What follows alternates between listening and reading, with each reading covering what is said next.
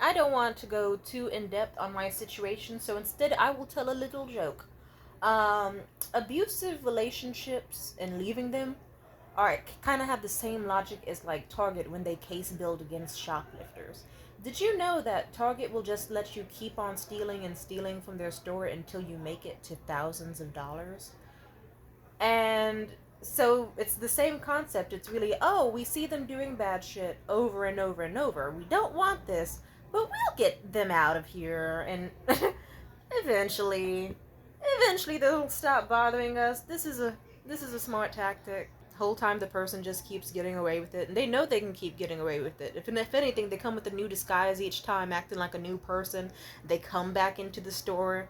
You think, oh, see, this. Look at this person. See, wonderful energy. Guess what? It's still the same fucking shitty person.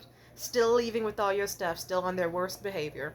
It's like, bitch, you could have gotten them out when you saw them stealing that $20 lipstick, but instead you want to wait till they get to the thousands. Why?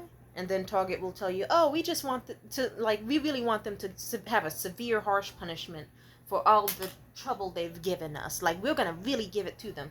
And then they just don't. It's like, what the fuck? And before you go, to me, this is a really tasteless fucking abuse joke. It's like, don't worry, it's mostly me mocking myself, because here I am, reflecting on things with this nigga, and I'm like, wow, I can't believe he'd do that. And then I had to remind myself, no, you could, because he's done it how many times before, bitch? And you just let him keep doing it. It's like, oh, right. Fuck. Ah, fuck. Moral of the story, if you see this video, man, woman, non-binary, whatever the fuck, leave them now. Leave them! It will not get better. It's gonna get worse. It always gets worse. People always told me, hey, if you keep this going, it's gonna get worse. And then sometimes you think, oh, but really, sometimes your brain is like, I want to see how bad it could get. Then I can feel valid in leaving. Because otherwise, they're so nice. I had a good metaphor for abusive relationships the other day, but I don't feel like going through my Twitter right now, so I'll just put it like this. Abusive relationships are kind of like the bond between like a mom and a toddler, where it's like, yeah, your toddler can sometimes be a piece of shit, but if there's enough moments of them like looking at you fondly, giving you something sweet like a macaroni necklace or a hug or a kiss, or being so adorable, you're gonna forget that they clawed you the fuck up, screamed your ear off, were just a general nightmare, couldn't let you have time, space, or privacy. This is a scarily good metaphor. But also, don't mother your partners. Please don't do it. Don't be like me. Or, the misbehaving kid in class. Like, whether you're the teacher or, like, a classmate of that kid, you know that kid is, like, not always a piece of shit. Sometimes it could just be, like, you couldn't even, yeah. I'm sure everyone in their life has a friend where it's, like, you really care about them, but sometimes they do fuck shit. And then you have to go, which one is the real one? The one that does, like, the fuck shit, like, the evil stuff, or the person that's being, like, the sweetie that I always know them as. And it doesn't help when people are in your ear like, give them a chance, forgive them. Oh, well, see, they're not always evil. Don't demonize them. But then the other side is like, oh, yeah, I know you said they're being sweet, giving you roses, giving you dinner. But hey, did you really forget about what happened on your birthday and that other day? The answer is never forget them. If anything, whatever you do, do not collect red flags. At some point, you have to throw in the towel early and leave while you fucking can. And even if you think, oh, what if that was a lost opportunity? No! Your gut told you to leave. Your brain gave you the anxiety. Your mind saw patterns, and it decided, no, if I could go back in time and find, I know in each relationship I've had the exact moment where I should have just fucking left.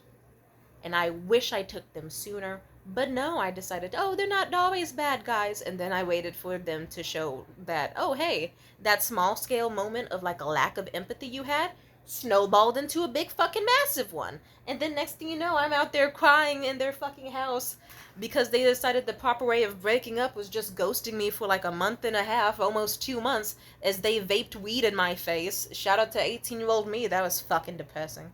You can miss the red flags and it'll fucking punish you. Because I went, oh, it seems like he's a little bit... Is he in love with his girl best friend? No, he used to have a crush on her, but it's nothing big. He's getting over her. He's with me. Next thing you know... Next thing you know, 17-year-old me was trying to stab myself in the wrist because he and that bitch teamed up and just did the most evil breakup you could think of to happen. Starving myself for weeks over that nigga. Not fun. Not fun. I was scaring bitches at school going fucking going mute. But yeah, just remind yourself that sadly, if they are showing small scale signs of like low empathy or just like really don't think you can change them, don't think it's solvable, just know. And also, here's another example of abuse, even though I already said it.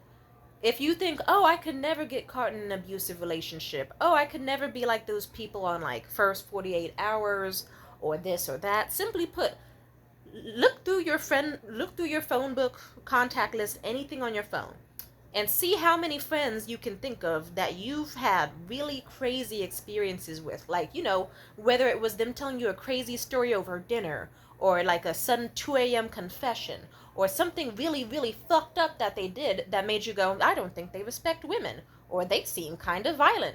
And then how you just went, oh, but I love them. They're so sweet. They're the person who buys me dinner and they care about me and my family. They're not a bad guy. Simply put, you are not immune. You're the exact same type of person. If you try to deny that you're that type, it's like, I'm sorry, buddy.